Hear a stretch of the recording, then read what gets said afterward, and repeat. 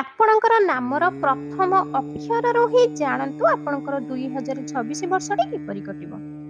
ଯେପରି ଆପଣଙ୍କ ନାମର ପ୍ରଥମ ଅକ୍ଷର ଏ, ତ ସେମାନେ ଏହି 2026ରେ କୌଣସି ବି ପ୍ଲାନ୍ ବନେଇବା ଉଚିତ ନୁହେଁ କି କୌଣସି ପ୍ଲାନ୍ ଆପଣ ଲୋକଙ୍କୁ ବତାଇବେ ନାହିଁ। ନାହିଁ ତ ଲୋକେ ଆପଣଙ୍କୁ ଧୋକା ଦେବେ, ଆପଣଙ୍କର ସମସ୍ୟାରେ ଆପଣ ନିଜେ ପଡ଼ିଯିବେ। ଏସ୍ ନାମର ବ୍ୟକ୍ତିଙ୍କୁ 2026ରେ ହୃଦୟ ଭାଙ୍ଗିପାରେ।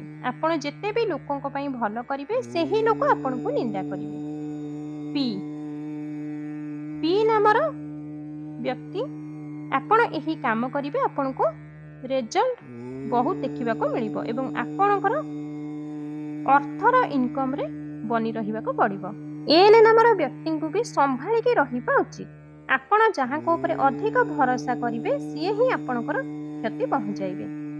କେ ନାମର ବ୍ୟକ୍ତିଙ୍କୁ ବି ସମ୍ଭାଳିକି ରହିବା ଉଚିତ 2026ରେ, କାହିଁକି ନା ଲୋକେ ଆପଣଙ୍କର ନାମକୁ ବଦନାମ କରିବା ପାଇଁ ରେଡି ହେଇକି ରହିବେ।